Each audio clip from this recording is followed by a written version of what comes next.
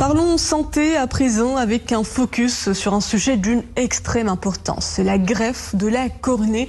Un nouvel ouvrage scientifique est consacré à la question. Ça s'intitule « Greffe de la cornée dans la politique de santé au Maroc ». Son auteur est avec nous, professeur Mohsin Barkali, ophtalmologue. Bonsoir et merci d'être parmi nous.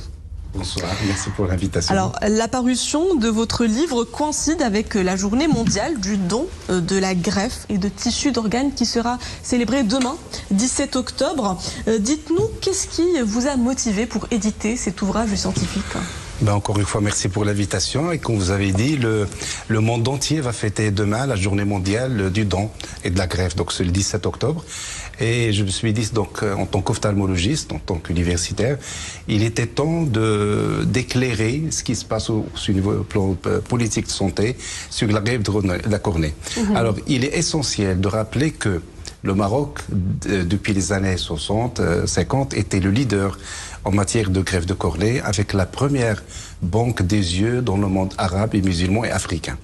Malheureusement, ce rôle de leader, on l'a perdu avec le temps, et il est dommage de constater qu'actuellement, quelques chiffres rapidement, il y a 12 millions d'aveugles à cause de la cécité cornéenne dans le monde.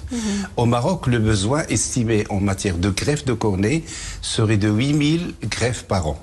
Seulement 500 patients bénéficient de cette opération de greffe. Donc, autrement dit, plus de 95% de patients aveugles de maladie cornéenne. C'est quoi la cornée?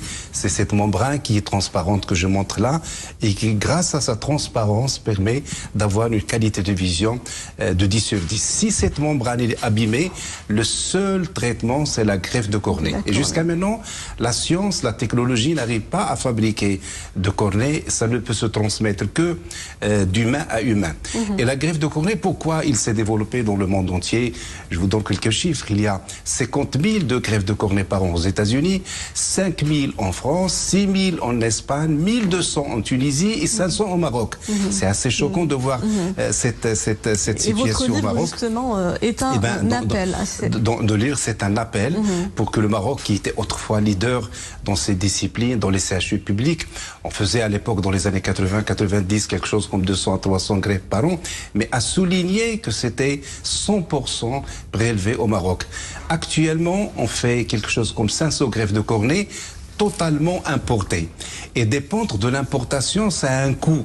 Ça a un coût sur le patient, ça a un coût sur cette opération qui, au Maroc, c'est entre 30 000 et 40 000 dirhams, cette opération qui n'est pas accessible à tout le monde. Déjà, on opère peu et on opère cher et on dépend de l'importation. Donc, mon livre, c'est un appel pour que cette chirurgie soit généralisée, démocratisée. C'est un engagement à l'ophtalmologie marocaine inclusive, humaine et plus solidaire. Et on a les moyens, on a les compétences, on est dans les 1200-1400 ophtalmologistes, nous avons des structures hospitalo-universitaires publiques bien équipées, privées, publiques, donc il y a tout ce qu'il faut.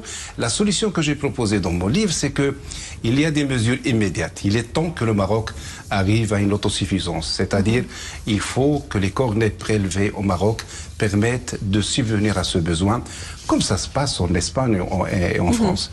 Et la solution immédiate, c'est qu'il faut amender une loi qui va permettre d'un côté de soulager la demande qui est énorme en important les greffes de cornée, en généralisant l'importation au territoire national, mais surtout, l'élément important dans mon livre, c'est qu'il faut qu'on ait une vision, qu'on ait une politique, comme ça existe ailleurs, de dons et de greffes, parce que le Maroc, il est temps qu'il soit en autosuffisance, qu'on ne dépend plus de ce que va nous offrir les banques des yeux en France et en Espagne. Il est temps qu'on développe une politique de prélèvement et de dons, et c'est ce que j'ai expliqué dans mon ouvrage. Vous appelez justement un droit à la vue qui doit être au cœur des priorités de la santé publique nationale. À travers votre livre, vous lancez un appel en vue d'une mobilisation nationale pour redonner l'espoir de voir à des milliers de Marocains qui pourront recouvrer la vue grâce à une simple greffe de la cornée. Exactement, vous avez bien